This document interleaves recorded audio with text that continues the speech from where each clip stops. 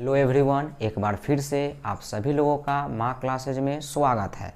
और जैसा कि आप लोगों को पता है कि अभी जो हम लोग सीरीज चला रहे हैं वह ज्योमेट्री का सीरीज चला रहे हैं। और वो भी ज्योमेट्री का क्या सीरीज चल रहा है, तो ज्योमेट्री का सिर्फ थ्योरी का सीरीज चल रहा है, ठीक है। और थ्योरी का जो ये है क्लास थर्ड है, तीसरा क्लास है। इससे पहले क्लास 1, क्लास 2 वीडियो अपलोड हो चुका है। अगर आपने नहीं देखा है तो डिस्क्रिप्शन में इसका लिंक मिल जाएगा, वहाँ से जाकर आप पार्ट 1, पार्ट 2 पहले आप देख लीजिए, इसके बाद आप पार्ट 3 को देखिएगा, ठीक है। वीडियो स्टार्ट करते हैं। तो चलिए देखिएगा हम लोग क्या करते हैं कि ज्यामिति का क्लास थर्ड है, ठीक है। और एक चीज़ हम बार बार कह रहे हैं कि ये जो हम लोग पढ़ रहे हैं सिर्फ थ्योरी पढ़ रहे हैं, इसके बाद हम लोग कुछ क्वेश्चंस करेंगे। उम्मीद करते हैं कि अगला वीडियो जो होगा क्लास 1, क्लास 2 और क्लास 3 मिलाकर जितना भी थ्योरी हमने किया उस पर कुछ क्वेश्चंस करेंगे कल, ठीक है, यानी कि क्लास 4 में।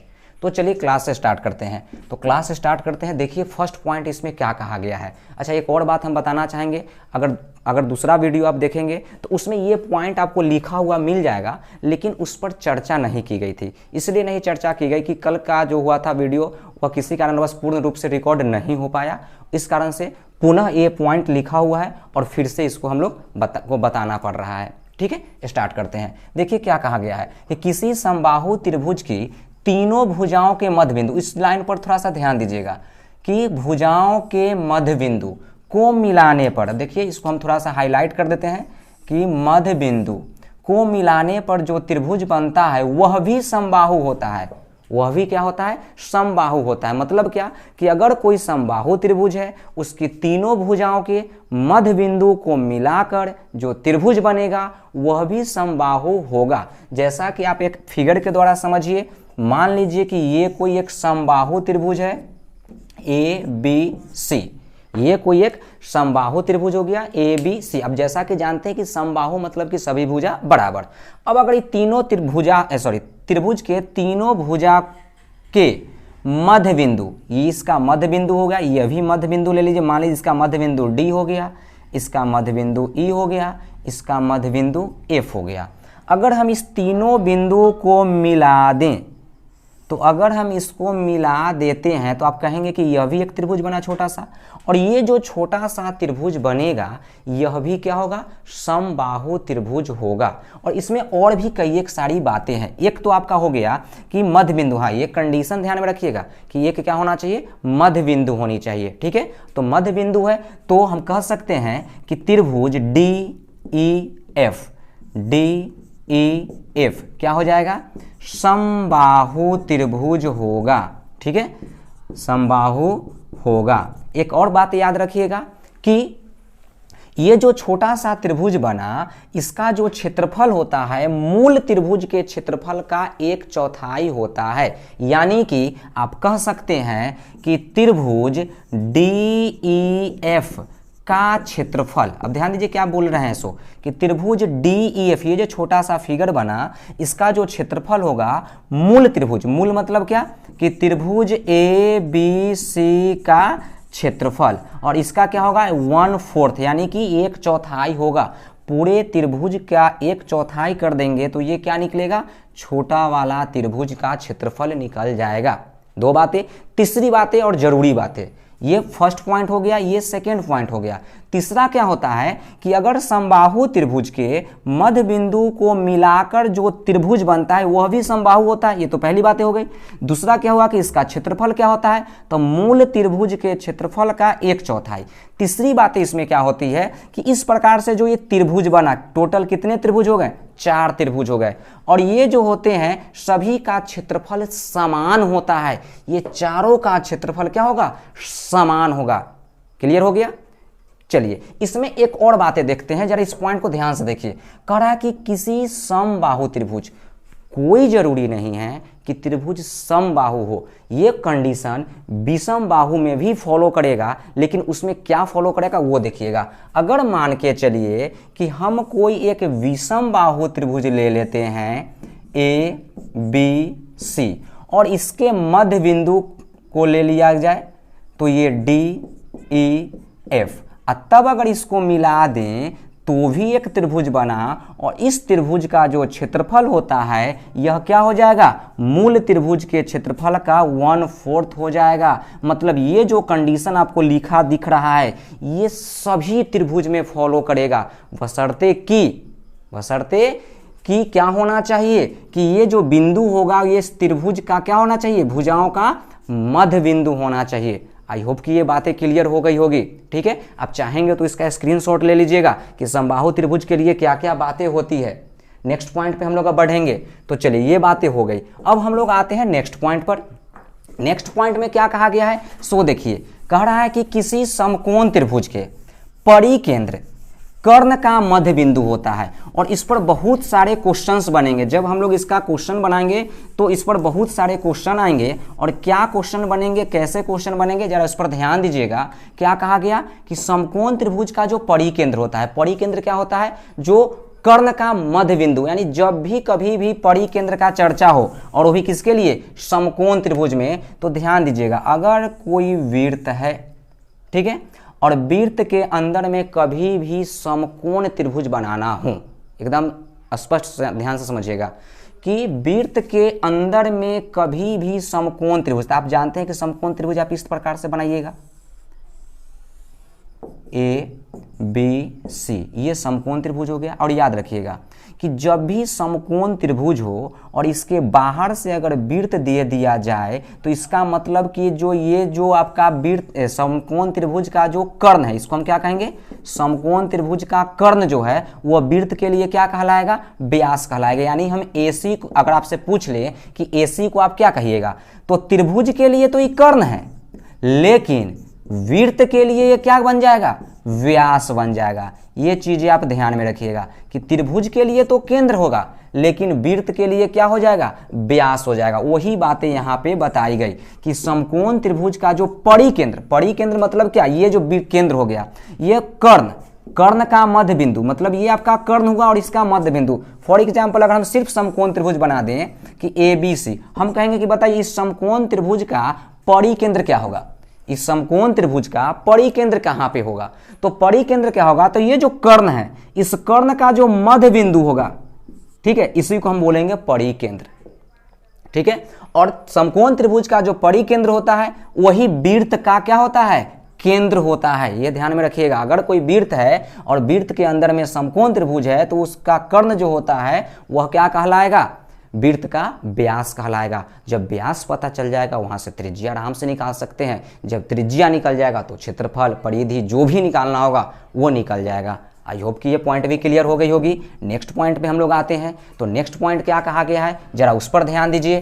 कह रहा है कि दो समरूप त्रिभुज के परिमाप का अनुपात उसके संगत भुजाओं के अनुपात के बराबर होता है। अब एक चीजें यहाँ पे थोड़ा सा अच्छे से ध्यान दीजिएगा, जो नेक्स्ट पॉइंट हम लोग को पढ़ना है वो पॉइंट और उसके बाद का जो पॉइंट है वो सब हम लोग ये दोनों एक साथ पढ़ेंगे, ये और ये दोनों एक साथ पढ़ेंगे। क्या कहा गया इसमें, सो देखिए, कह रहा है कि दो समरूप त्रिभुज, यह ध्यान दीजिएगा, ये त्रिभुज समरूप होनी चाहिए। यहां भी देखिए लिखा हुआ है दो समरूप त्रिभुज, ठीक है।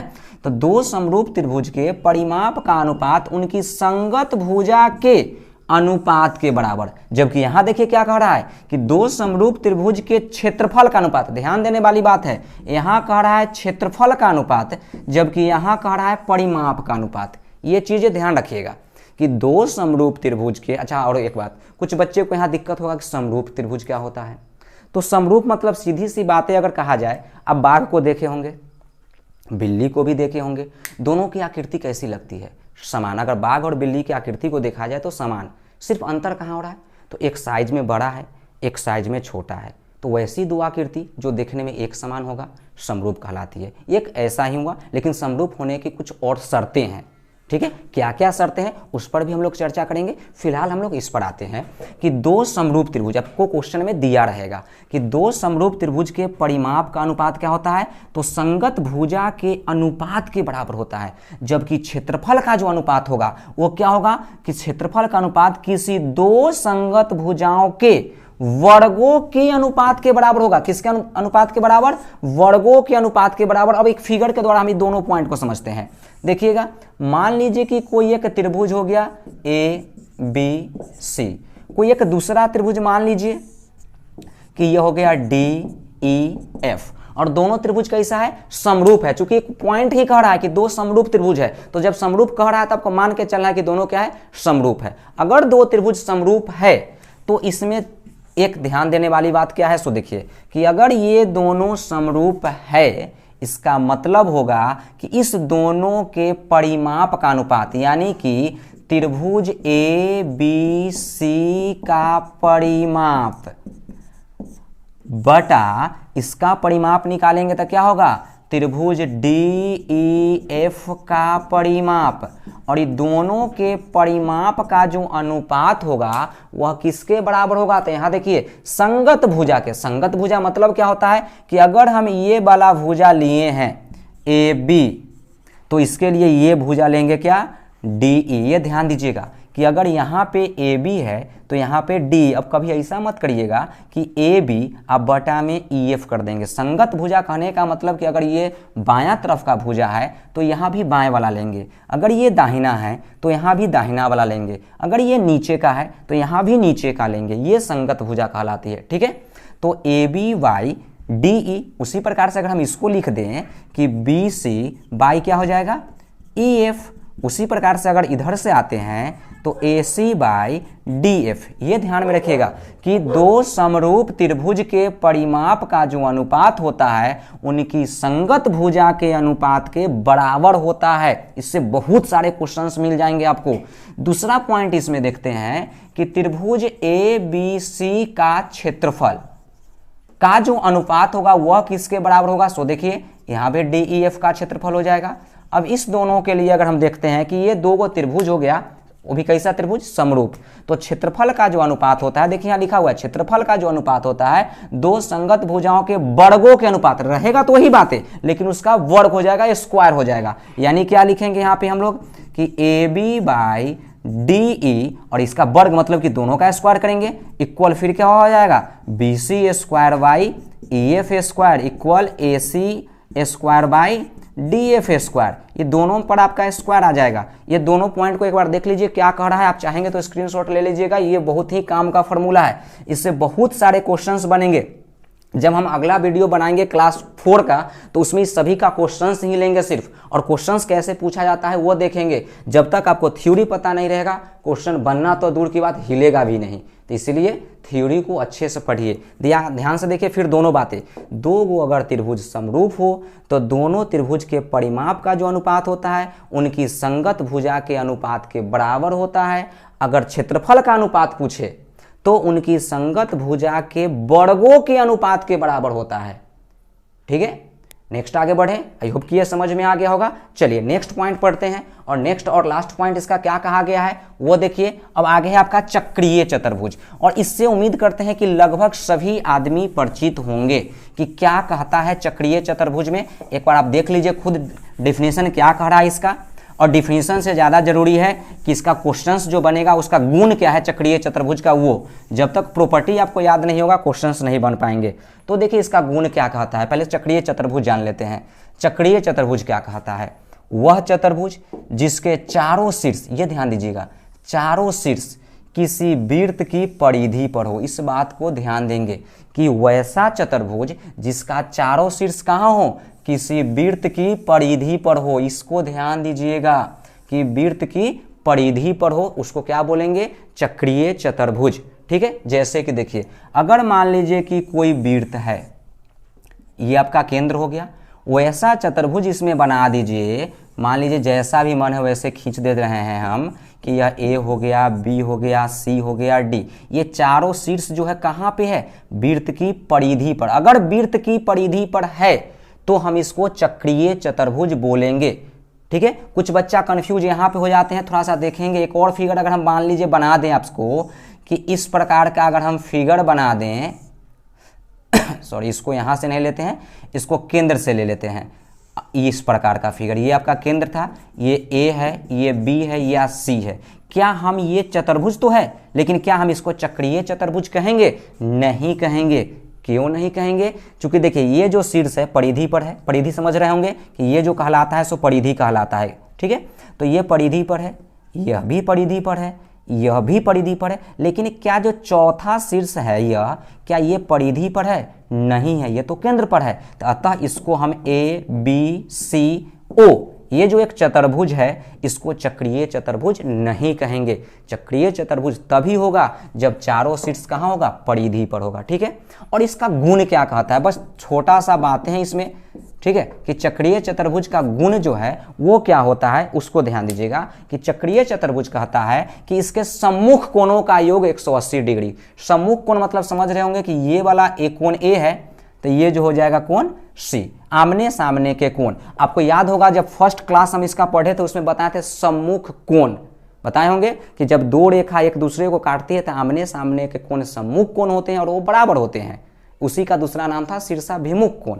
ठीक है, अब यहाँ पे आते हैं कि जब चक्रीय चतुर्भुज है तो आमने सामने के कोणों का योग यानी कोण ए प्लस कोण सी इक्वल 180 डिग्री होगा। उसी प्रकार से ये दोनों कोण जो है कि कोण बी प्लस कोण डी, यह भी क्या होगा? 180 डिग्री होगा। और इस पर क्वेश्चंस बहुत सारे बनेंगे, याद रखिएगा कि चक्रीय चतुर्भुज है तो आमने सामने के कोणों का योग क्या होगा? 180 डिग्री होगा। अगर आपको याद होगा प्रीवियस ईयर का क्वेश्चन उठा के देखिएगा रेलवे का, तो उसमें एकदम सिंपल सा क्वेश्चन एक पूछ लिया है कि ये चक्रीय चतुर्भुज है, यहाँ वैल्यू दे देगा 60 डिग्री, तो कह देगा कि सामने कोण सी का मान बता दीजिए। तो आपको पता है कि दोनों के जोड़ के कितना होगा? 180 डिग्री होगा। तो जब यह 60 है तो यह क्या हो जाएगा? 120 हो जाएगा। ठीक है, इसी प्रकार से मान लीजिए ये वाला एंगल अगर दे दिया जाए कि ये 80 डिग्री है तो फिर ये क्या होगा? 100 हो जाएगा ना, चूंकि दोनों को ऐड करने के बाद कितना आएगा? 180 डिग्री। तो इससे क्वेश्चंस बनता है। ठीक है, तो ये त्रिभुज के चक्रीय चतुर्भुज के गुण होते हैं कि चक्रीय चतुर्भुज के सम्मुख कोणों का योग जो होता है वह 180 डिग्री होता है। अगर वीडियो अच्छा लग रहा हो, पसंद आ रहा हो तो लाइक कर दीजिएगा, शेयर कर दीजिएगा और अपने दोस्तों के लिए भी शेयर करिए और कहिए चैनल को सब्सक्राइब करने के लिए। नेक्स्ट वीडियो में हम लोग मिलेंगे क्लास 4 के साथ, इसका कुछ क्वेश्चन के साथ। तब तक के लिए थैंक यू।